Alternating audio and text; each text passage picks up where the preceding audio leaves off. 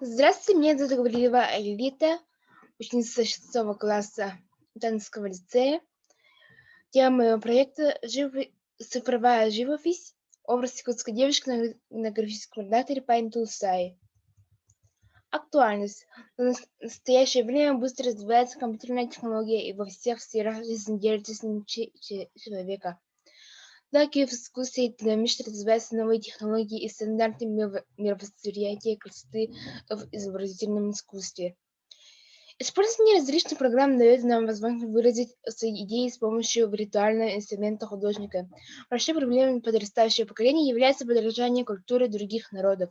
Во многих анимационных мультфильмах и играх национального характера образы главных героев очень простые или более похожи на корейских аниме-героев. Например, стиль одежды, прически, манеры и т.д.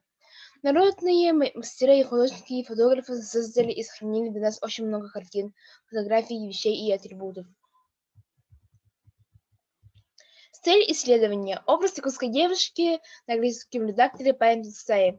Гипотеза. Если нарисовать образ якутской девушки, передав характер по описанию художников, фотографов и мастеров, то можно сохранить народные традиции в аниматорском искусстве для воспитания подрастающего поколения.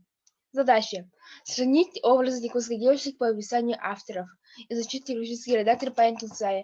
Раскрыть образ якутской девушки в английском редакторе. Новизна исследования. Новый образ якутской девушки. Практичная значимость. Создание образа якутской девушки на английском редакторе больше можно использовать в аниматорском искусстве.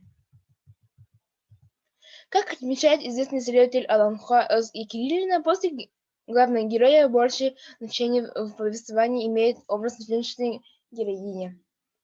Сначала она показана в домашней обстановке, изнеженной и беспомощной, но попав в плен к богатырю ночного мира, героиня проявляет выдержку, находчивость, изобретательность, ум, героизм.